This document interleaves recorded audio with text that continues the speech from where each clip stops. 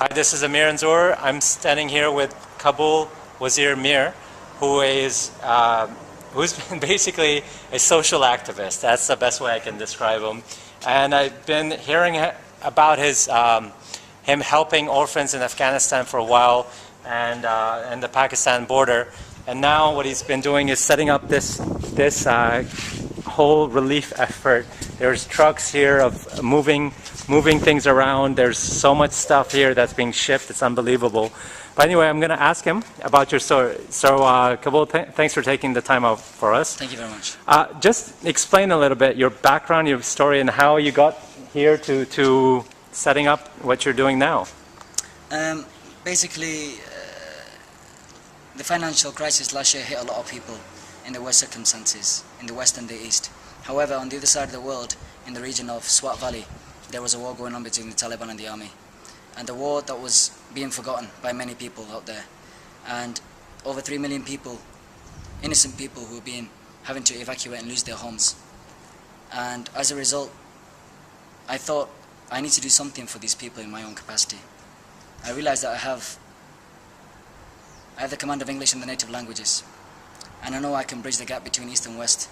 I know it because I've got the skills and the capability to do so. Being raised in the UK and having the roots in Afghanistan and Pakistan. And with my project management skills, I utilized the skills that I had to the greater good for these people by initiating the process with my fellow colleagues. We joined forces with the Pakistani Association and we managed to pack and contain and send, 7 containers, 40-foot containers of goods. Then I decided to do something on my own. And what I did was, I raised some money here in Ramadan and I took it with me single-handedly. I spent Ramadan in Swat Valley, a portion of it, and then I spent Eid in Kabul with the orphans. It was one of the best Eids of my life. I can vouch for. Seeing those kids with happy smiles, and for me to have done a little bit to do so much for them, is a great honor for me. When the situation happened with the floods this year, I know that relief efforts take time to go about, and I couldn't just sit around and do nothing. I mobilized the people that I had at my command, you can say, the people that I know who've done things in the past, and we joined forces all together to make this. And as you can see, it's been phenomenal. People from all walks of life have arrived to do something as noble as this. And alhamdulillah, it's just gone from strength to strength. We've been here for every night, in fact, every other night, till 12, 1 o'clock, straight after our jobs, coming here, doing our crisis talks. It started with 10 people, would you believe? And a lot of people doubted. They're like, you know what, it's too much of a mammoth task, how are we going to do this, what are we going to do? But you know what, perseverance takes you many places. And alhamdulillah, with that perseverance, I have a smile on my face today to see all this, and people are going, wow. And you know what, I'm laughing in my soul, forget my heart, to see, wow, look around you. Yeah. This is a cool thing. You know, what I teach about is entrepreneurship, right? And entrepreneurs typically associated with making money. Right. But what Kabul is, and there's tons of examples like him, but this, you know, it's a unique individual, is an entrepreneur that's making a difference. So you don't have to be, you know, you have to start something to be an entrepreneur. Yeah, you have to put your, what you call guts on the line, right? So what happens is you start a project like this, you think, well, what happens if no one turns up, right? Right. You have the same fears as a social entrepreneur, so you're trying to help people out. And a lot of these people won't ever even know it. I mean, who knows who this goes to? Right. And all the work that you've put in and all the calls that you made to people like me to say, come on, help out. And I can tell those people that are watching and they want to get into entrepreneurship and make money and all this stuff, I tell you, it takes the same skills, and the best learning you can get is to join a nonprofit and do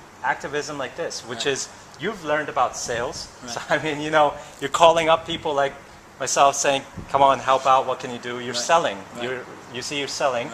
And you're doing all that organization. I mean, I see how you're taking leadership in helping all these people out. You know, there's tons of people inside, over 100 people today, maybe.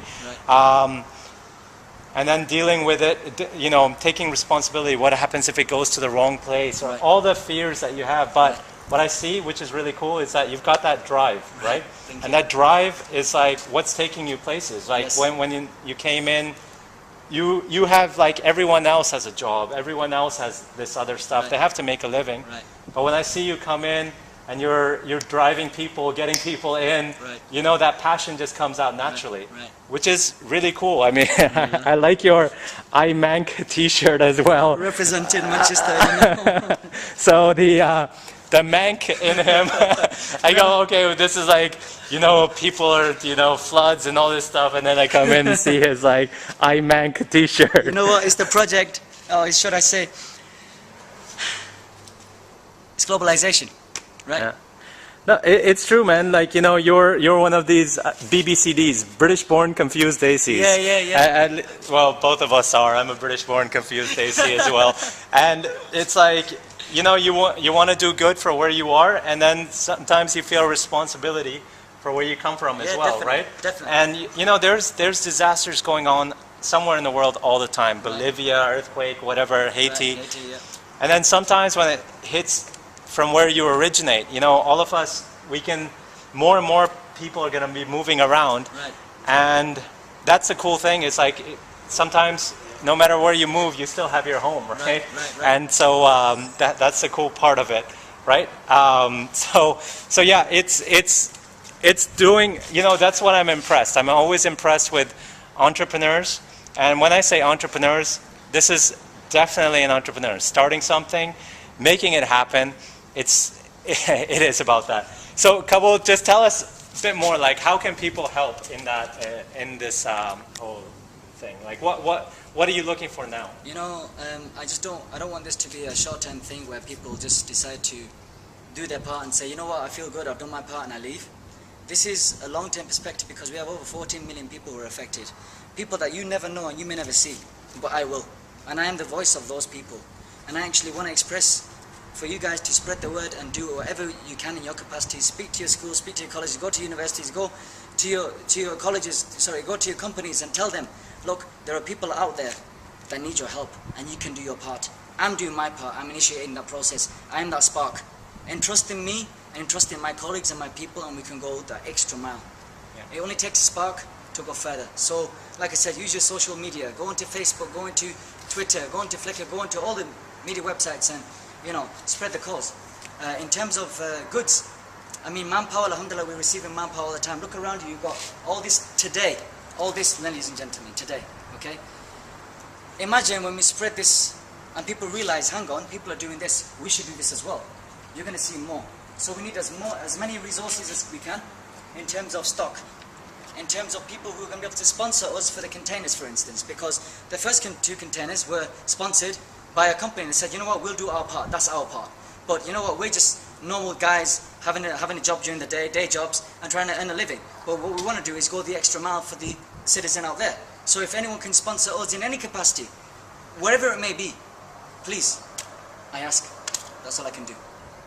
Awesome, and I'm sure people are, I mean, it's really humbling to come in here and seeing all the people slaving away at, a lot of them are fasting and carrying all the goods all day today. You know. So it's cool. So there's, you have a Facebook group called SWAT. Pakistan Relief, SWAT Donations. If you go on there, PAKISTN and SWAT, Pakistan Relief SWAT Donations. And we're specifically concentrating on the SWAT region first because it was affected by the war last year, and the same people are now having the ramifications and repercussions of the flood. They were war-torn by last year, and now they're being flood-torn by everyone else. By the natural disaster. So they are literally on their knees. When I mean that, I'm saying they're living under the sky, literally. Mosquitoes are going to come on the scene because it's still the monsoon season, so malaria is going to kick in. Typhoid has already kicked in because there's no water. No fresh water. Food, they're running out. Now they've got these cauldrons cooking. If this gets there on time, in about 2 weeks' time, inshallah, it will make a lot of difference for those people out there. A hell of a lot of difference. Because those people, a little morsel of rice will go for a few days. And they need that nourishment. You know, more than anything, they need hope. They need hope from us that they're not forgotten. Wow, powerful stuff. So if you do want to get involved, get on to Pakistan Relief SWAT Donations. That's correct. And Facebook group, join that, and also do, you know, there'll be probably someone doing something locally in your community. for the effort. And, you know, it is something that we all are interconnected in this great big world. And let's do our part for it, right? So see you and a couple on the around, right? I just want to say one thing. I thank each and every one of the people that arrived.